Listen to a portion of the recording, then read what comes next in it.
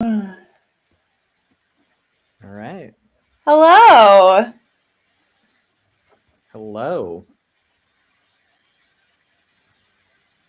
Welcome to BestCoastQuadball / Beyond the Big Five live reaction analysis show for Selection Wednesday for USQ Nationals. My name is Mary Kimball. This is my channel, pronoun she, her, and I am joined by two other beloved West members. The one has technically altered their allegiances just a little bit. Shannon and Michael, you want to introduce yourselves? Sure. Yeah, I'm Shannon. Go for it. Yeah, go. Either way. Off to a great start. Perfect. Go for it. You're in front of me in the Okay. the camera order. I'm Shannon. I am a former West player, now playing for Boom Train out in the Midwest, and yeah, still involved. Maybe playing WCQ, but we'll see. And excited to talk about the pools. Cool. I'm Michael, better known by my last name in this community, Goldman. I'm actually wearing my Fog jersey right now, so yay on WCQ. I play for the Silicon Valley Vipers, and when I'm not doing that, literally moments that I'm not doing that, I'm usually running USQ's live stream. Okay, let's dive right into it. So pools were just announced. There are a whopping 5 divisions at this tournament, like we had last year, if I recall correctly. Yes, 5. There is college. There's there's 4.5. Okay. Oh, that's right. Baby open. So there's college D1, which has 16 teams. College D2 has 16. College Open has 2 teams. And then there's Club Competitive with 20 teams and Club Open with, 7, 8, something like that teams. Somewhere around that number. I can find that one on Instagram, actually. Yes, we will confirm that number. As USQ said today, all teams will compete in pool play on Saturday and then bracket play on Sunday, and teams were sorted into pools based on their positions in the USQ rankings as of Monday. So let's start with college D1. College is really the star of the show, but we will talk about club because I love club. I love drama and mess and heart and competition. So if you want that, stick around when we get to club because that's where the mess is. College has mess, but it's still a little bit different. It's more pure. So this is the gameplay format for college D1. Like I said, 16 teams.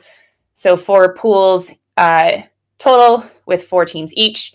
The top 3 ranked teams from each pool will advance to the bracket. And then the 4th place teams will have a consolation game on Sunday.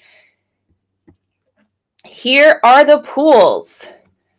Pool A has Creighton, Brandeis, Columbia, Texas State. Pool B has Harvard, SHSU, Blue Jay, Illini. Pool C has UVA, Mizzou, Penn State, Texas. Pool D has UTSA, Rutgers, ASU, and Michigan.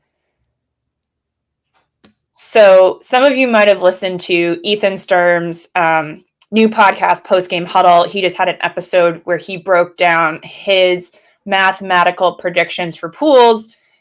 I don't know if they turned out quite like the math was predicting. What do you all think? If you listened, Shannon or Goldman. Yeah, I can take it. I think that it seems like there isn't really a true group of death here. There really is a lot of parity, especially in the fight for a 3rd place spot. Like in Pool A, you can see Brandeis, Columbia, and Texas State. And P3 is definitely up in the air for that group. And likewise in Pool C and D, Penn State and Texas, and in Pool D, ASU and Michigan. So I think the top 2 teams in each pool are pretty well known at this stage. But I think 3rd place in a lot of these groups is very up for grabs. Yeah, certainly. I mean, some of this parity is just simply the format this year of only having 16 teams. Like, there's so few teams. What you're gonna do? It's hard to really come up with that much separation between the teams, especially as we come back to the end of the roster here. I mean, these are all D1 teams that will earn their spot, and it's going to be a bloodbath everywhere. I think it's going to be a lot of fun games on during pool play for this one. I think Pool C has, well, no, I was going to say Pool C has the most potential for some upsets. Pool D, I feel like is the chaos queen here. ASU as a pot 3 team is just more of a quirk of geography and maybe a true representation of their skills. They just haven't been able to travel as much as other teams. They went to Diamond Cup, but for the most part have had to stick to the West Coast, or they're not on the coast. I guess Arizona. And never mind, I'm digressing. But that they're going to put on a show. They have a lot to prove. They have excellent coaching. And I think they're going to come in this real fresh. Pool C, I think there's going to be a hard, maybe depending on what you think of UVA, a hard battle for that number 1 seed. UVA has kind of, they seem to be a controversial team where you think they're underperforming or they're performing just as much as you think that they should be. They've been, missing some key players from important games. I'm kind of with Ethan Sturm, where he always talks about how I don't like caveats, and I kind of feel like your team is your team, and sometimes there are linchpins that are going to be missing, but you should still be able to, judge a team on the merits and the people they present on the field. But Mizzou has been doing so well. Their star players are consistently getting those minutes, and I think they're only going to get better. To DA quality beaters, I believe, that are on Mizzou, with, I believe it's Kaylee Johnson and Vincent Reyes. And I think that's going to be fun. And then having Texas in there as a pot 4 team is difficult. They've obviously one of the most storied programs in quad ball history. Maybe not getting the wins that they used to, but still a program that knows absolutely how to win nationals, and a program that has shown time and time again that the regular season does not matter as much as that weekend. What do you two think about Pool C and the potential upset with Texas there? I think that Texas is going to get P3 in that group. I think that Penn State will find themselves the odd team out in this pool. And I think that Mizzou is probably going to take the number 1 seed over UVA personally. But yeah, as you mentioned, Mary, UVA hasn't had a ton of games against top 10 teams. And I think, whereas Mizzou has, they've had experience playing these top teams throughout the season. And although they haven't won many of those games, it's always good to have looks. And I think that Mizzou is going to come out really strong this year, and I think win their route. So, yeah. Oh, sorry, Goldman, go. Yeah, no, I mean, for sure. I had the pleasure of watching Mizzou at Champaign County. They looked great the whole time. Put up some really good fights against Creighton, who is also one of the teams we need to watch out for, of course, going into bracket play the next day. But I also agree that Texas definitely is never a team you can count out, and could very easily not be the odd team out in this pool. What do you all think of Pool A there? Again, hard draw with that pot 4 team with Texas State. Creighton, there are no not hard draws. Really good, but yeah, all of these it's just like you were saying, Goldman, like when you only have 16 teams, like I don't know if there's no like games you can really coast on here. No, you're gonna have to be on the whole weekend, even more so than usual. I'm really curious for that Brandeis Creighton game. Brandeis as a program has just been growing so much. over the last few years. Maybe the most out of anyone in their pool in terms of they're just clawing back from low numbers and finding success both with rebuilding their program and keeping a great culture, but then it's also playing really well on the field. And I don't believe they've played Creighton so far. I know Harvard has played Creighton. I'm going to pull up some things on Quadball 1. Maybe I should actually have. think Creighton's. I personally think Creighton's biggest challenger in that group might be Texas State. I think just the physicality of both of those teams is going to really just butt heads in that game. Creighton has played Columbia at Champaign, and I believe at one other tournament, Art School Classic, and were able to get wins without too much trouble. But I do think Creighton's going to come out as the 1 seed in that group. It's really going to be the battle for the remaining 2 bracket spots. It's going to be very heated amongst the remaining 3. And I do think Texas State has a good chance at sneaking through there. For sure. Anyone who comes from the Southwest going against teams that aren't prepped for the physicality is always going to have a good chance to get them. That said, I'm a little biased towards Brandeis, having had the pleasure of playing with both Alex Gornish and Eli Fighter over last summer. But yeah, that's going to be my rooting interest at the very least. Honorary Westies right there. Exactly. Which is really what we're all invested in. My goal is actually eventually to have either enough teams come to West qualifiers or just play WCQ that the entire USQ is just all Westies. But we're not there yet. We're getting there though. When we get to club, we now have a big team in our region, which is exciting. Mm-hmm.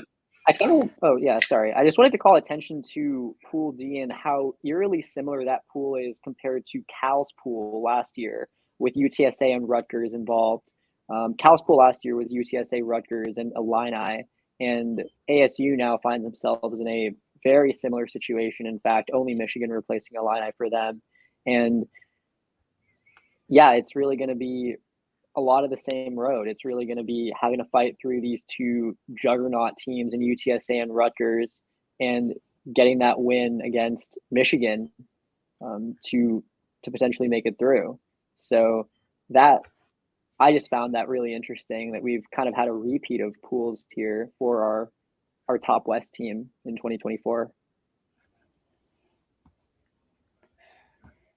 I wonder if that's something that's going to fuel UTSA and Rutgers or if it's going to be like an emotional downfall. I don't know.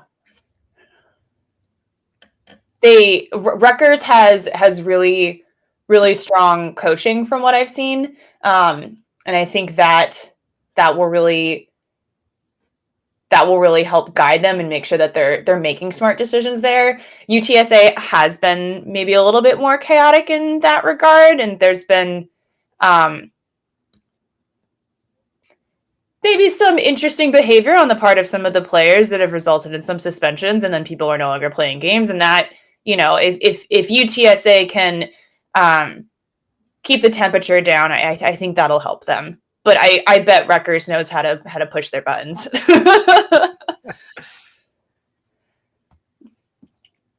Shall we move on to College D2? Sure. Yeah. Okay, so this is the division that I know the least about, but I will say UCLA as a Pot 4 draw in Pool F is a bummer. That would probably be the pool that the Pot 4 team I would least want if I were a D2 team. Yeah, I mean, UCLA showed some really great promise at regionals. They had some really great showings from Suli Bentaleb and a lot of great chaser play that I think is really going to make an impact in this pool and in this D2 bracket. Brown is a really good team. Brown has last year, I think, went very far in the D2 bracket. So they're going to be a very tough test for the Bruins this year. But I think that UCLA, if they can build on their performance at regionals, they can make it out of this. Oh yeah, for sure. They were looking real solid at regionals. They had some great fights against Cal and ASU. Those UCLA Cal games are awesome. Except a little frustrating for you on the sideline. I know, Chen. It's always been that way. That rivalry between us. I think it's simmered down a little bit in recent years, but it's always fun to go out there. And Cal also is going to be playing in D2 this year for the first time in a long while. I don't think Cal has ever been. I don't think Cal has ever played in D2, so this would be their first time. Yeah. I think that Pool E matchup for them against Boston is going to be really fun. Boston is having such a great season. Solid coaching. I mean, like all the MQC teams have incredible coaching staff.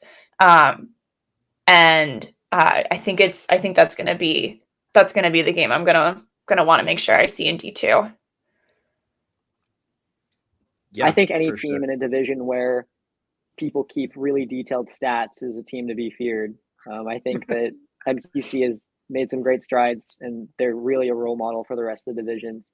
And I think that beater matchup, I think, between Cleo Brooks of BU and Cal's beaters, Billy O, Andrew Ramos, I think that's going to be a great one to watch. It's really I think it's going to be determined on whether Cal is able to kind of establish beater dominance and see where that goes. But it's going to be a tough one.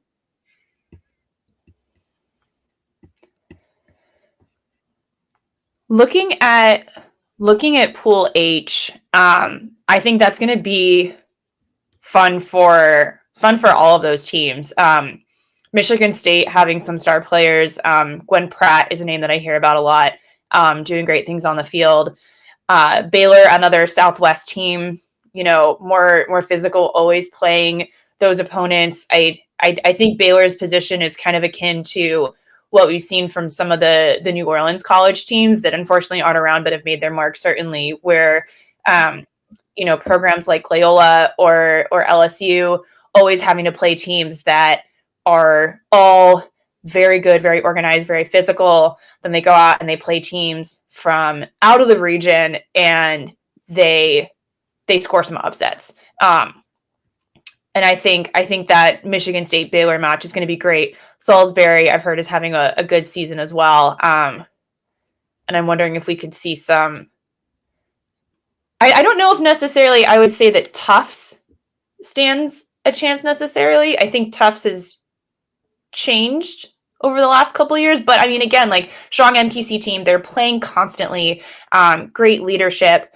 And all it takes is one game. That's the brilliance of Cup. It's the closest we get to March Madness, where really every game counts, especially in these smaller fields that we're seeing now.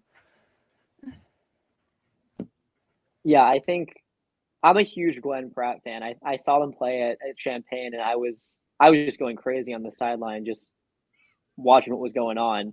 I mean, they were dominant, and it was, yeah, I'm really hoping to see them just show out again at nationals. And yeah, Michigan State looks like a really good team, and I'm really excited to see what Caleb Williams does with the dodgeballs as part of Baylor.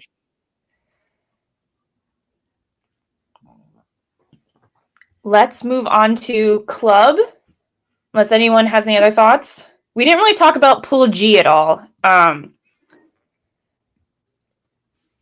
Purdue has a great party bus. I'm so sorry. Like, college D2 is really like reaching for my knowledge right now. Purdue has a great party bus. About half of the boys were cheering for Emerson. Yeah, I think from what I know, Emerson is an unofficial West team, really. Yeah, Kieran Collier of Bosnia is coaching Emerson, and they're a really great beater. So I think the coaching for Emerson is very solid. And for RPI, I don't know if I'm pronouncing their name right, but Ojo, I'm really looking forward to seeing them play at nationals after. I think they were back at Boston and they had been recovering from an injury. Not completely sure, but just excited to see what they do. Yeah, with Emerson and the great coach, again, the MQC teams, those all have great coaching. They get all those stats. It's really incredible what they've done over there, actually. I'm attempting to pull up RPI, but the quad ball one it's not quad ball one's fault. It's my phone's fault. It's being too slow.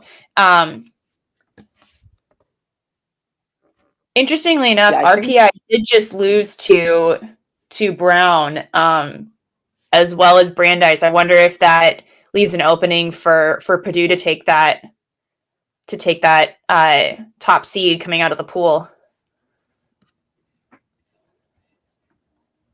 Yeah, I'm just not completely sure about because in D1, like I feel like there's a level of parity between at least the top 2 or 3 teams in the pool, but I just don't know what the drop off is in D2, and that's something that I think it's an unknown, and it's really any team can show up and be underestimated and then come out and punch the top team in the mouth. So I think D2 is full of unknowns, and I think that any given team can show up on that weekend and pull off an upset here. So I think that's the beauty of D2, and also just how important it is to fight for that 3rd place game and that 2nd place game. So yeah, no easy wins. Sorry, go for it. Every year at Nationals, we see some upset that we're not expecting. Like, it's always a wild ride, and D2 definitely feels like a good place for that to happen. It's funny. I have such chaser bias, but I think looking at college D1 and D2, I'm most excited by the beating for everything. There's just such great beaters across the board right now in college. I think it's going to be a good time. Let us move to club, which, like I said, has my heart and a lot of our time. Yeah. Can I just say thank you, Warriors, for coming to the West qualifiers. Thank you to my team for playing you twice so that other teams did not have to play you as often. I am relieved that we do not have to play them for a 3rd time this season. Although obviously who knows what will happen in bracket play. They are really the whole thing I'm just thinking about with club is like who can stop the Warriors. And we'll get into individual pools, but that just kind of runs through my mind. Like is it going to be Boom Train? Is it going to be Bosnia? I don't know. Again, like all it takes when you get to bracket play is one game. But I feel like this is kind of Warriors tournament to lose. What do you two think? Right there with you. Warriors are definitely the favorite coming into the weekend. From what I have seen this all season, Boom Train and Bosnia are the only real 2 competitors. Twin Cities might have an outside shot, but it's Warriors are the team to beat for sure. No question. Warriors have really shown how good they are this year. Adding Daniel Williams, Miguel Esparza, just some top tier talent, and seeing them just show up at CCI and play so well. It's really fun to watch if it wasn't against our team. So yeah, Warriors are amazing. Yes, likewise.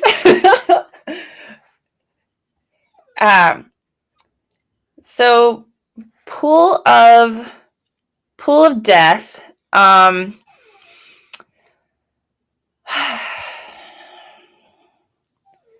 don't know. I kind of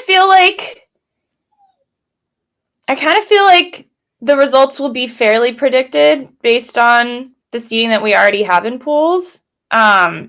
Especially because for club, pulling that up again just as a reference, the top 3 teams advance to the bracket. So that just really puts a lot of pressure on people. And I don't know, looking at the bottom seeds, if there's a potential for the upset. However, I will think if it's going to be there, I think maybe Pool W and Pool Z could have the fight for that 3rd place spot. Chicago United having a good season, hard competition, especially having to play Boom Train. frequently.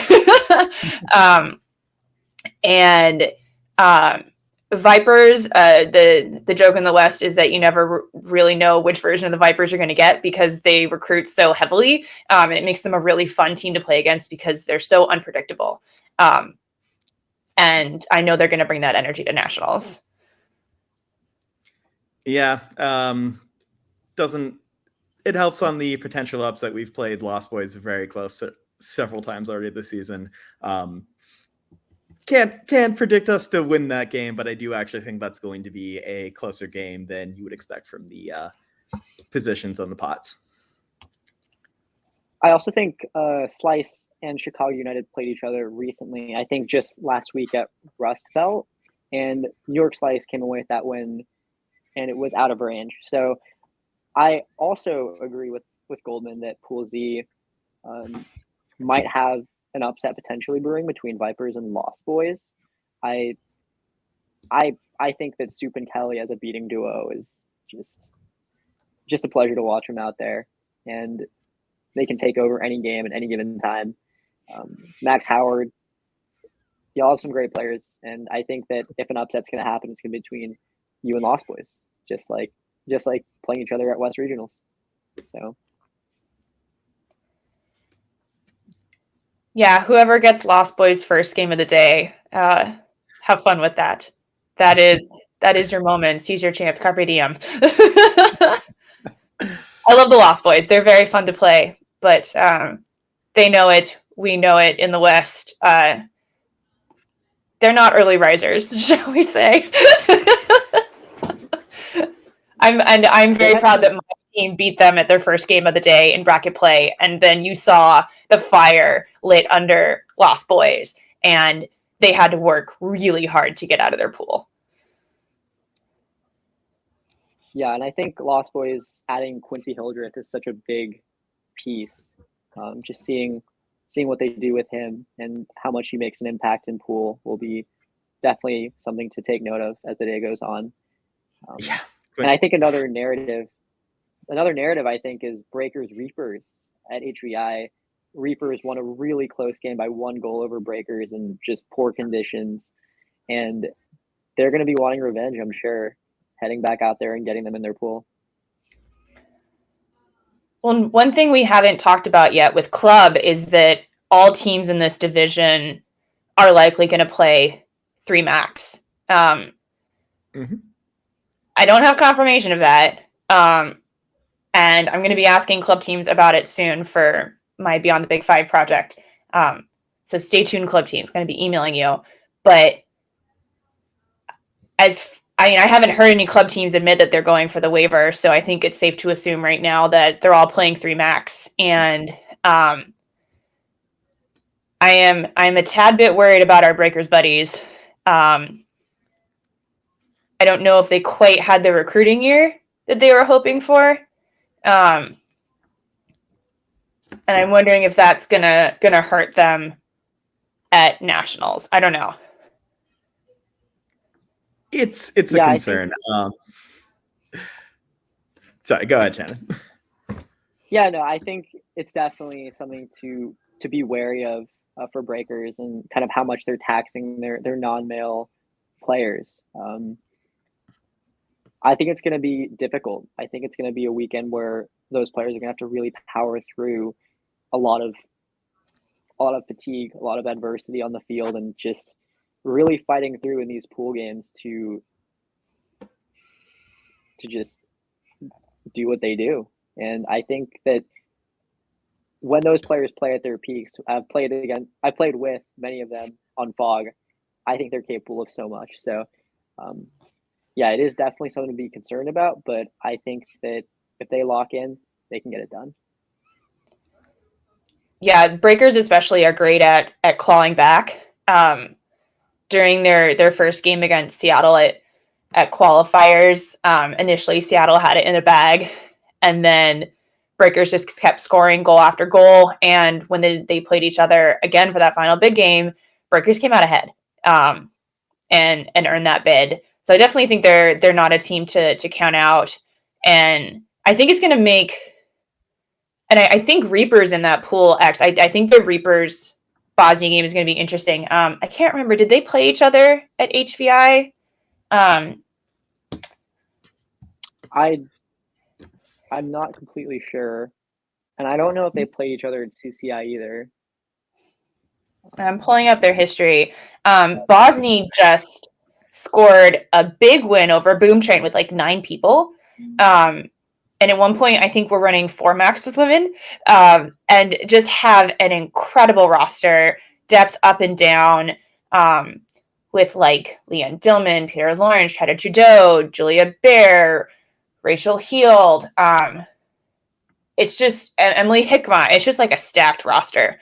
But Carolina Reapers also brings a lot of solid people. I believe they have Celine Richard, formerly of LSU, played with MLQ Aviators, Team USA beater, Lee Hodge, who played with African Nations last summer with World Cup, another incredible player. I think that matchup is going to be a great one to watch.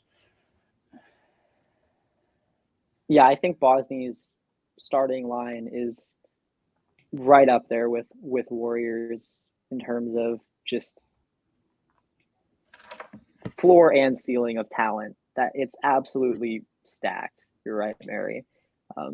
Just having essentially a full Team USA line out there for Bosnia, just like how Warriors has it, it's really tough to keep up with them. And yeah, they can really just turn a game in their favor just at a moment's notice once those folks step out there. So yeah, always a challenge to play against Bosnia, and I'm sure that those teams, Reapers, Breakers, and as well bracket, are going to have a handful with them. So I have to say, with Pool Y, I am a little bummed to have Heat as a pot 2 team. Like we were talking about earlier with the Warriors, there are a couple key players from Heat that are now with the Warriors, with Miguel Masparza and Daniel Williams. But I mean, they're still, in my opinion, a really great program with a lot of chemistry. Like Texas, they've been there. They've won it. They won it 2 years ago. They came in second before that. I think some of their players were also on Texas State when they came in second. So they know what you need to do to make it to the finals. And I think that I think their game against Boom Train is going to be really fun, but I think it might be exhausting for some of the other teams. Or fun. You know, we're here for fun. We're here yeah, to have they're fun. a very fast break oriented team. I think that if anyone's going to have a chance at handling Heat, it's going to be with preventing those fast break goals. So yeah, they're a really dynamic team, really athletic, and a lot of great players on that team. Yeah, just their roster is loaded too. So that game against TC was so fun to watch, and they played each other super close. So yeah, really, they really should be a pot 1 team. Honestly, there should be 5 teams in pot 1, and Heat should be one of them. So yeah. I think Mile High as a pot 5 team is a tough draw. They are so physical. They're not afraid of contact. Their beaters are excellent for the most part, and I think they have great coaching. They actually have a former UT player, Trenton, I'm blanking on his last name, starts with a P, as their coach. Yeah, he's really good. Yeah. And I don't know if they're as strong as they've been in previous years. Seattle beat them in our playing game and bracket play. But they definitely gave us a fight. It was a difficult game. And I'm wondering if that could, again, like all it just takes is one of these games. And you really, I think that fight for that 3rd seed, I want to believe in my team and that we can pull out that win. But I think that game against Mile High is going to be difficult. Also want to give flowers to the Apollos, a team with a a great culture that's been playing for a while. I don't think they're quite as physical as Mile High though. Historically, Seattle has struggled against teams that are more physical just because it's not really the way that we play. The Mile High kind of stands out in the West for that regard. I feel like they're probably the most like Southwest team out of anyone. Maybe the Lost Boys to some degree, but it's a little bit different. They're the closest to Southwest too. Yeah. There's a question in the chat about where did Cav players end up. So missing from this for the first time since 2016 is Texas Cavalry. My understanding is that the core of that team retired. And I can't remember who was on it beyond that first line. I know Maya, the beater, who used to run Texas State, was on them for 1 year, but I don't know if she was with them last year. I can't remember. Yeah, a lot of them have stopped playing, which is weird. It's weird to have them gone. Like Augie Monroe and Casey Irwin won't be at Cup this year. It's like,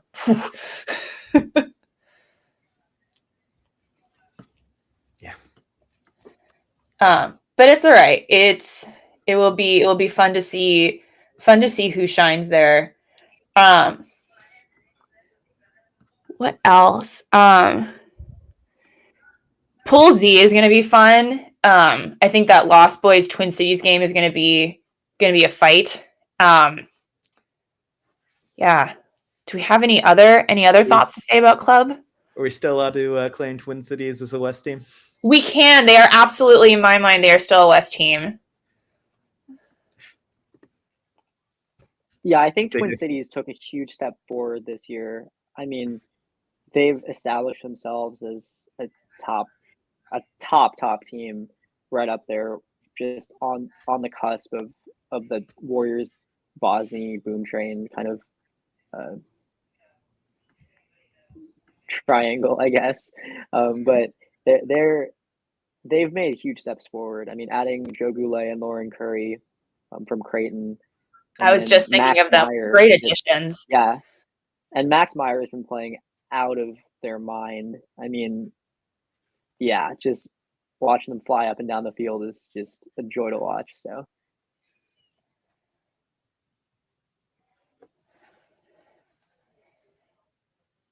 I have to say from I'm thinking it, so I'm going to say it from a mess perspective. I'm excited for the Pool W game between Warriors and Slice.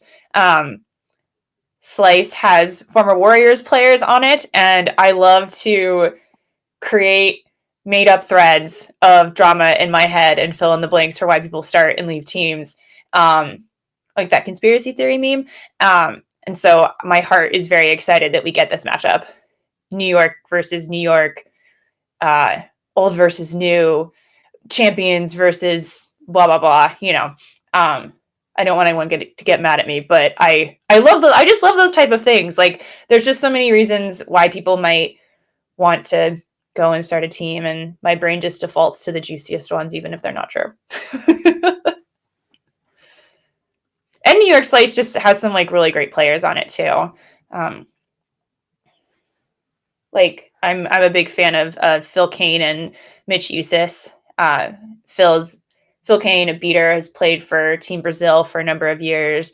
Mitch Eusis used to be with Warriors, and I think is a chaser. Just both really excellent.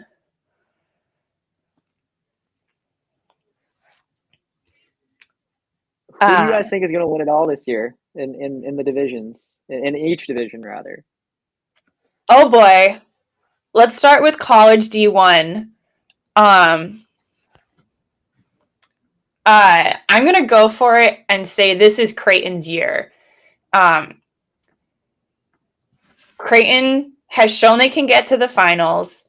I think they have really solid coaching. With I believe with Sana Morimoto and Dom, whose name I forget, and I believe Lauren Curry might be coaching Blue Jay along with Dom, and I know Amanda Dallas and Ryan Davis has been coaching the program as well.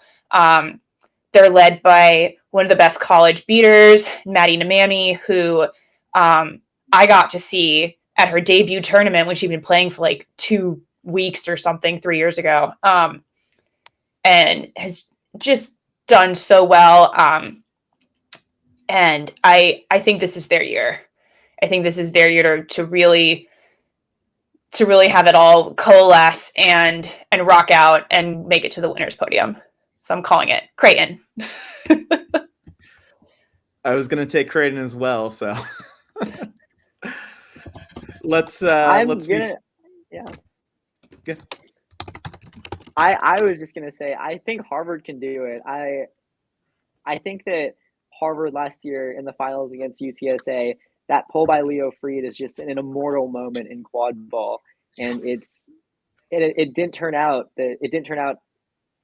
that helped Harvard to a win that year, but I think that team is capable of so much, and that beating duo of David Chen and Jess Lee is just, I think, the best out there in college right now. And with Leo Freed to accompany them, I think that team can go all the way this year. So we'll see. Mm-hmm. Hopefully we'll at least get a very exciting Creighton Harvard matchup at some point. Yes. Absolutely. Oh, that would be so good. Is Jess Lee still playing for Harvard? Yeah. Yeah, Jess versus Maddie. I can't handle it. It's going to be so good. Okay. D2, Goldman, go first. Who do you think is going to win? I'm going to just go for the homer pick and say Cal.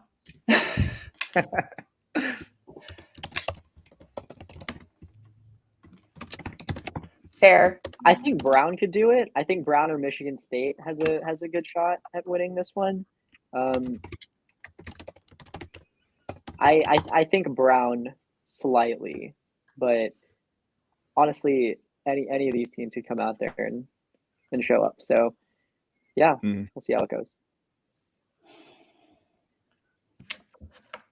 I think I'm going to go with Brown too.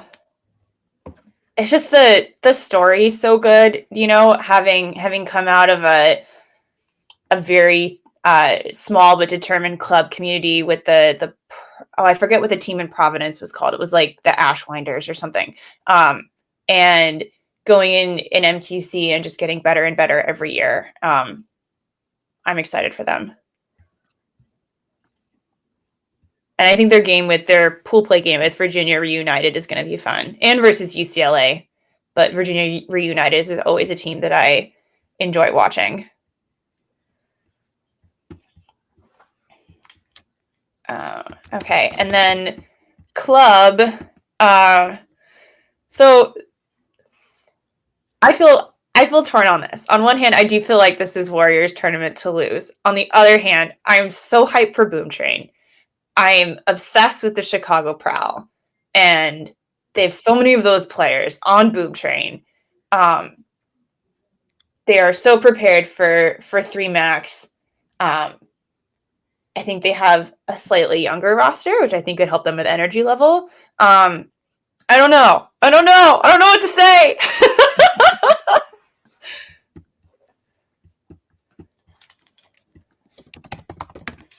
I can't not take Warriors from everything I've seen this season. Boom Train is definitely has a chance, but it's hard for me to pick anyone else. I think right now Warriors are the favorite.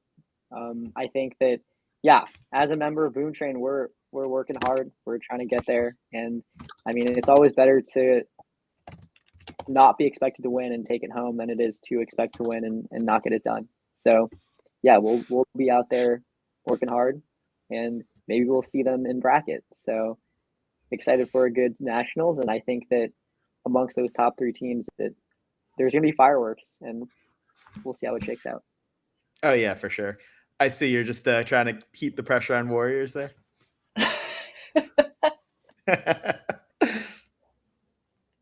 I feel like I should probably. They're a really good team. So.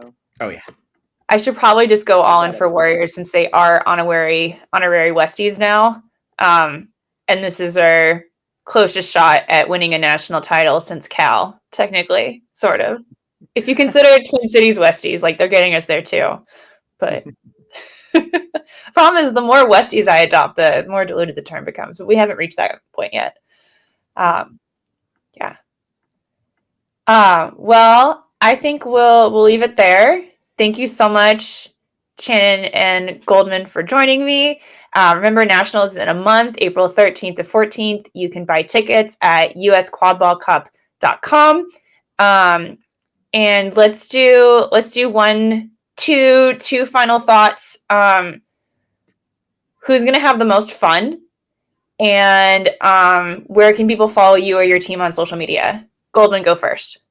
I think the team that is going to have the most fun, which was not anywhere on these slides, is the Utah Venom. Yes! The combo team of the Silicon Valley Venom and the Salt Lake City Hive. Legitimately lots of fun personalities. They're going to have a great time all weekend. And then you can follow the Vipers, I believe. I know how to tell people to find our practice events, but I feel like people care less about that who are watching this. SV_Vipers_Quidditch on Instagram. Someone really needs to find the password to that account. I was also going to say the Utah Venom. I mean, that team is just has a lot of just great folks on that team. Always great to just hang out with them and just catch up. I think that, yeah. So for Boom Train socials, Instagram, Boom Train Quadball, and for Cal Quidditch. So yeah, excited to see you guys out there at Nationals, and yeah, I just can't wait. And I'm Mary Kimball. I'm going to say that the team that will have the most fun is the Second Stars, which is Lost Boys B team that they've been working on. They have a number of star players like their Seeker Jeremy, Chaser Khalil Ishmael. And it's just been so fun watching them get better every time they step on the field. And you can find Beyond the Big Five on Facebook and the internet at Beyond the Big Five with the number 5. And we're on Instagram at Beyond the Big Five Sports. And Seattle is Seattle Sirens everywhere. So go West. Night, y'all. Thanks for joining us.